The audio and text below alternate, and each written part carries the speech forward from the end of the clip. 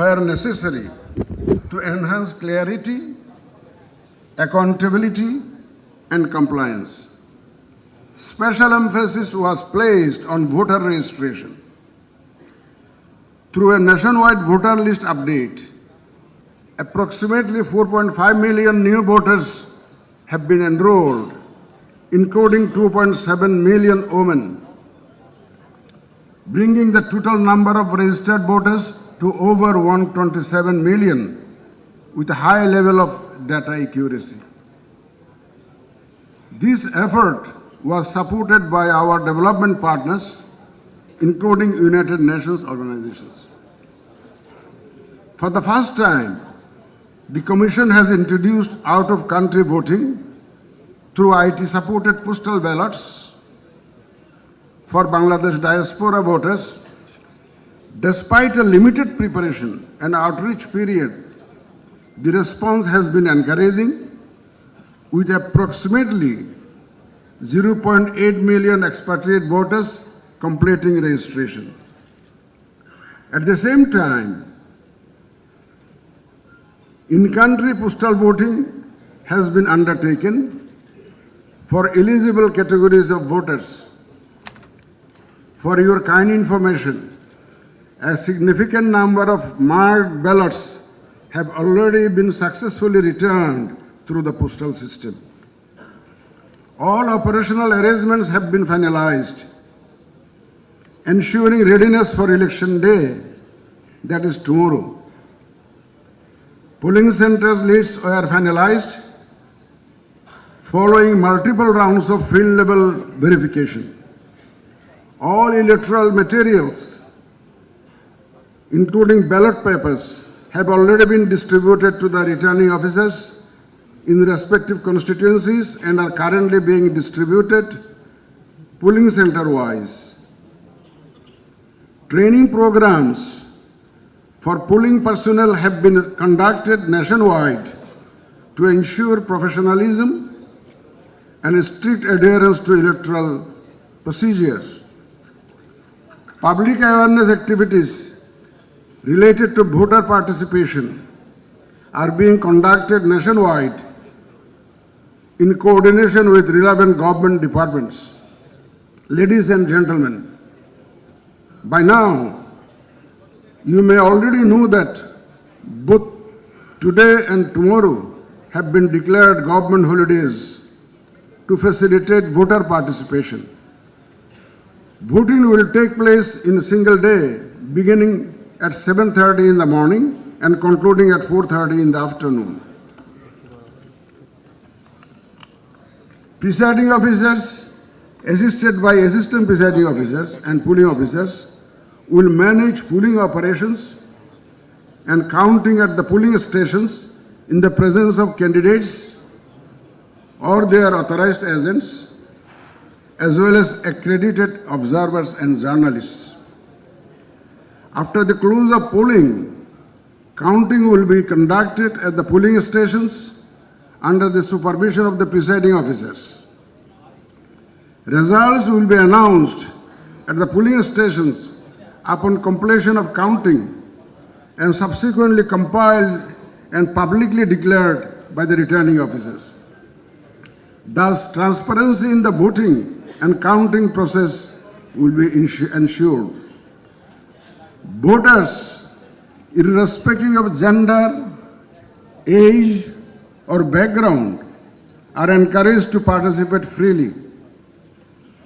Ballots are issued only after proper identification, and voting is conducted in secrecy in accordance with the prescribed rules. Any electoral dispute will be addressed strictly in accordance with established legal and constitutional procedures. Transparency remains a cornerstone of our election management. For this election, representatives from 45 countries and organizations, including election management bodies and international institutions, are participating. More than 60 officials, approximately 330 international observers, are engaged in the electoral process, including nearly 220 from the European Union. In addition, more than 160 international journalists are independently covering the election. Domestically, over 45,000 observers from 81 registered organizations and more than 60,000 journalists are expected to be accredited. All accreditation processes are following due diligence. Relevant government officials and institutional representatives are also engaged to ensure effective coordination.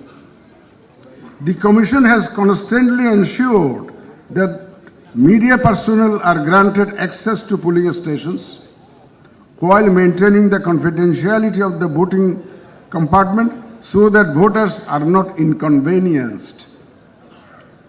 Observers, both domestic and international, are always welcome to observe the process in accordance with the Commission's guidelines and may make their findings public after the election. From the very first day of our journey, we have prioritized transparency. Journalists serve as a vital lens through which deviations, if any, can be identified.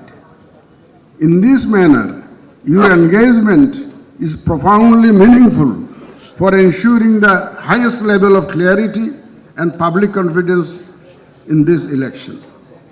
Excellencies, ladies and gentlemen, as we approach the election day, that is tomorrow, I wish to reaffirm the Election Commission's unwavering commitment to delivering a peaceful, credible, and participatory election.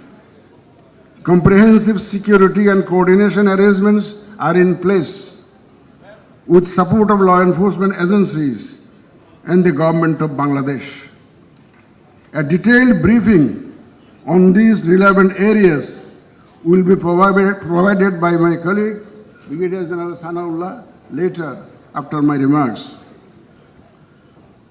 On a closing note, kindly allow me to express our appreciation for your professionalism, objectivity, and constructive engagement.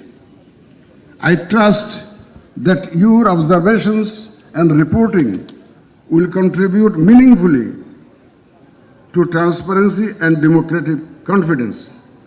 Thank you all, and I wish you a productive engagement over the coming days. Thank you.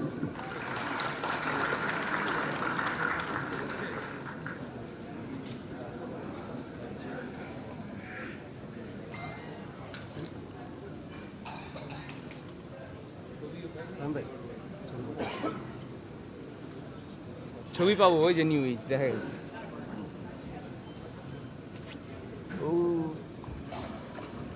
এই তো news দেখা গেছে আমাদের রাকিব আছে তো আচ্ছা আচ্ছা দেখা গেছে সবাই যে দেখা গেছে Bismillahirrahmanirrahim. Thank you very much, sir. এবার দূরে যেতে Excellencies, heads of the mission, heads of different delegations coming from friendly countries and international organizations, members of the citizen observation groups, members of domestic and international media, our colleagues from the government, my very, very respected honorable chair of the immediate past Constitutional Reform Commission, Dr. Ali Riaz, and across the board, individuals from different organizations present in the room. Assalamu alaikum and a very good morning to you. My presentation will be little exhaustive in a sense that I will cover not only the election, but also about a little bit about Election Commission, its functioning, and some correlated issues which might be of interest to our international friends present today. And before I do that, let me set the context of what this election means to us. If you had the opportunity to look at the newspapers this morning, I have one in my hand, and I think this is it. Heading says, an election born of blood and tears. That's the heading of today's newspaper. That's the context of this election. You would be aware that Bangladesh has gone through a bloody uprising, which is known as July Uprising of 2024. And 36th July, which effectively is 5th of August, marked the transition into a new dawn. After taking over responsibility, the interim government set out for a new course in our democratic journey. And in that, one of the key features was different reform initiatives, particularly that of constitutional reform and electoral process reforms. Some of those reforms have already been adopted, which did not need any referendum or any other provision, so to say. But the important reforms that constitute constitutional reforms will undergo a referendum. And eventually, therefore, the 13th parliamentary election is not only an election of the parliament, is also going to be a referendum using two different ballots on the same day. So that's the context. For our international friends, I'll give a brief overview of what Bangladesh is. People who are here for the first time, it is a country with nearly 180 million people, with an area of 147,570 square kilometers. We have 8 administrative divisions in the country and 64 districts, administrative districts. Our municipal areas include 12 city corporations and 330 municipalities. The country is divided into 300 parliamentary constituencies. So there are 300 seats. Tomorrow we are going to hold election in 299 of them. One had to be dropped because of the demise of a candidate as per law.